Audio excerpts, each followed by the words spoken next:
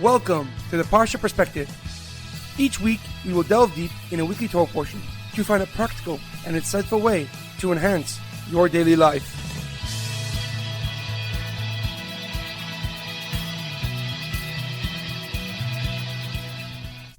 Thank you for tuning in.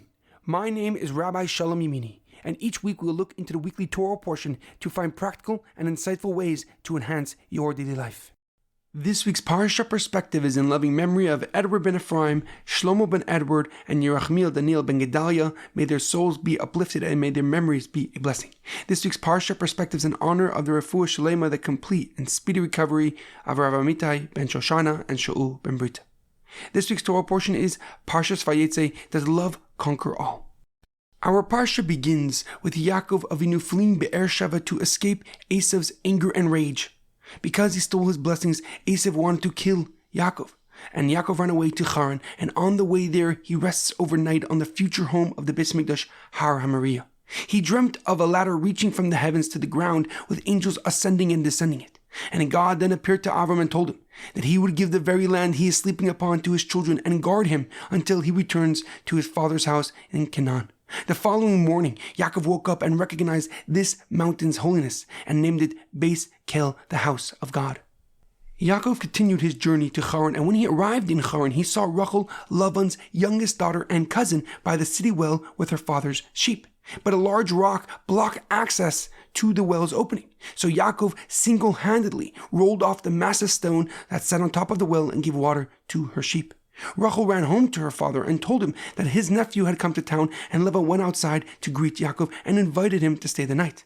Lavan also offered Yaakov a job of tending to his sheep and cattle. And then when he asked him what he would like as payment, Yaakov answered that he wished to marry his youngest daughter, Rachel. And Lavan replied that he must work 7 years in exchange for her hand in marriage. And after 7 years of work, Lavan arranged a wedding but switched the daughters, giving Leah instead of Rachel. The next morning, Yaakov realized what happened, but it was already too late to do anything. So he worked another 7 years to marry Rachel. Our Parsha has the births of 11 of the 12 children of Yaakov, 11 of the 12 tribes of Israel.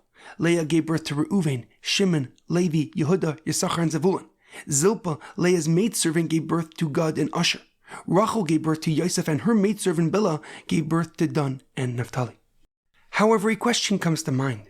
While her sister Leah had 5 sons, Rachel had none, and therefore she cried to her husband. And she says, Havali banim vim ayin mesa anechi. Please give me children, if not, I shall die. And Yaakov responded angrily. Vayichar af Yaakov berachel, and Yaakov got very upset with Rachel. And he said, Hatachas elikim anechi asher manu mimech pri baten. Do I take the place of God who has denied you the fruit of the womb? But the obvious question is, how is this the correct response to his most beloved wife telling him that she is suffering, that she's in pain? Why did he react so sharply instead of empathizing with her pain and her suffering? One of the many answers given is that Yaakov felt personally attacked by Rachel, as if he was deliberately not giving her children. And since Rachel said, give me children, directly blaming him for her infertility, he responded, I am not God, nor am I to blame for your infertility.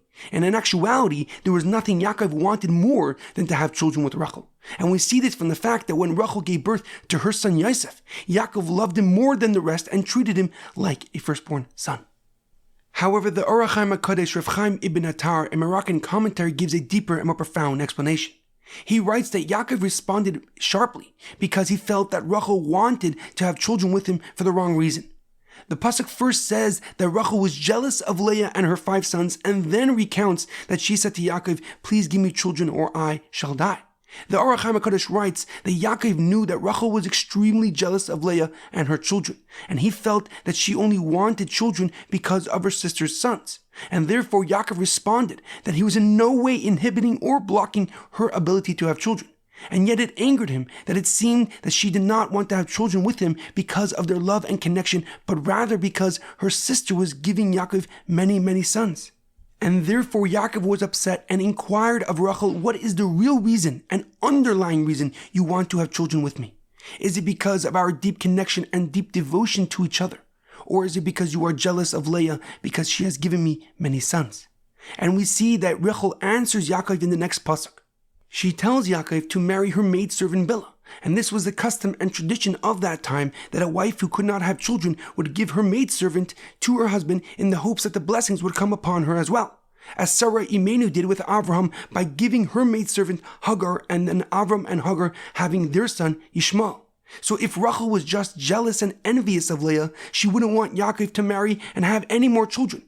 But since she truly wanted to have children with Yaakov, because of their deep and profound connection with each other, having other children is inconsequential and irrelevant to their profound and deep relationship. In our daily life, it is imperative to understand that if we are jealous and envious of others, it will paralyze and stop our growth. For jealousy urges and forces us to define ourselves by other people, not by who we truly are. And this is both detrimental and harmful to our development, as it leads us on a path that is not our own. However, aspiring to grow and achieve like someone else can give us the motivation and necessary drive to begin our journey, to propel us to focus and concentrate on finding our uniqueness and purpose in this world. There is an amazing quote about jealousy. To cure jealousy is to see it for what it is, a dissatisfaction with yourself. Have a great weekend and good Shabbos.